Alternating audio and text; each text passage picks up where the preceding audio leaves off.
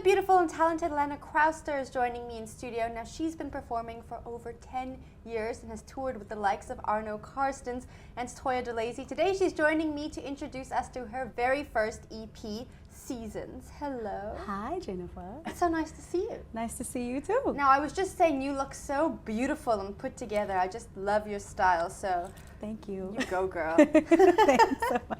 Now, you are a ball of energy. I've been watching some of your performances, and you just own the stage when you're on it. Yeah. At what age, when did you know that you could perform like this? Wow, well, it's basically, I've been performing since I was about 6 years old and professionally since I was 14.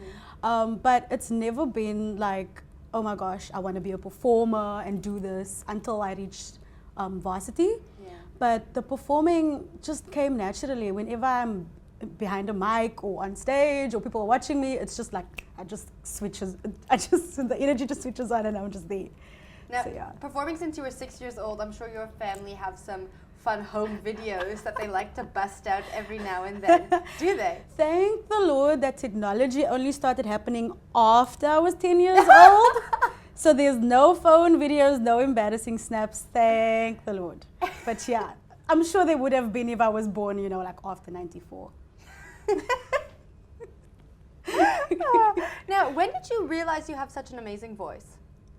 How does one answer that question? Because you are, say you're a dancer, right? Okay. There's a point when you realize you can dance. Yeah. You've done this amazing performance. People are really applauding you for it. If you're a painter, that's the first time you paint this beautiful picture. When did you realize you could sing so amazing? I guess it's the acknowledgement, as you said.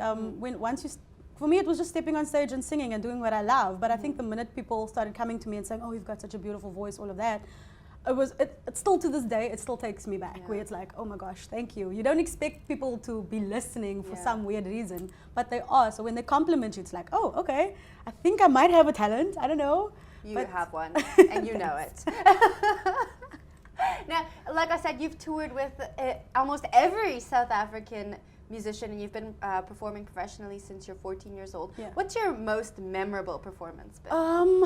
There's so many, but so I think singing with George Benson at Jazz Fest in 2010, that was awesome. Touring with Josh Groban was also awesome. We did a show with him in Cape Town and PE. Basically anything where I get to work with people who are doing and have been doing for a long time what I aspire to do, that's always amazing because I learned so much. It's just like the ultimate university. So yeah, those moments are definitely take the cake.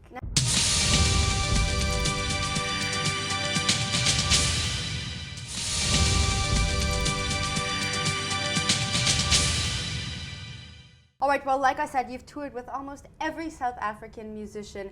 You've been a professional performer since you were 14 years old. How are you making that transition from doing backing vocals to actually being on the stage solo? It's all you. Okay, so the initial idea was to be a solo artist, obviously. But when you get offered amazing gigs like backing all those awesome artists that you just mentioned, you're not going to say no. So I studied at UCT and I was doing my jazz degree and all these opportunities came along. But I always knew in the long run, no matter who I'm working with, at the end of the day, the end game is for me to be the solo person in the front center singing my songs. That's the dream. So that's like what I've been working towards slowly and surely. And then like 4 or 5 years ago, I started performing my own stuff, and people started like reacting to it amazingly. And over time, I've grown a little bit of an audience and a following. So now it's just a matter of like reaching a wider audience and hoping that grows. So yeah, the transition has been interesting, but I've enjoyed every minute of it actually. Yeah. Now tell me about studying jazz. How did you get into jazz? It's not something, your typical student decides to study. Yeah.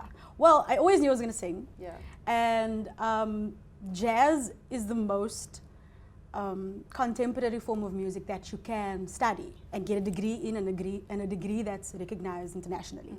So I want to do, basically the people that I grew up listening to was like Erykah Badu, Shaka Khan, those kinds of people. And when I started doing research on those artists, all of them love jazz and all of them studied jazz. So I was like, okay, cool. To know where you're going, you got to know where you come from. Yeah. I love listening to Jill Scott, love singing along, but her roots are in jazz. So I got to study jazz. And because I knew I was going to be a soul artist, it was very important for me to have a firm understanding and a firm grasp of the jazz genre. And it was 4 years of undergrad, 2 years of postgrad, and I enjoyed every minute of it. I've got such an appreciation for jazz, which a lot of young people don't have.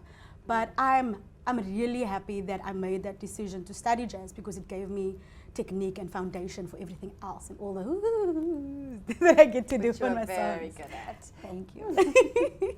Now tell me about Seasons. What can we expect from it? Is it a jazz album? No, Seasons is pretty much a reflection of who I am and what I've listened to over the years. So it's jazz, it's hip hop, it's funk, it's R&B, it's soul. Everything that I've listened to is in there. It's a little bit of pop as well.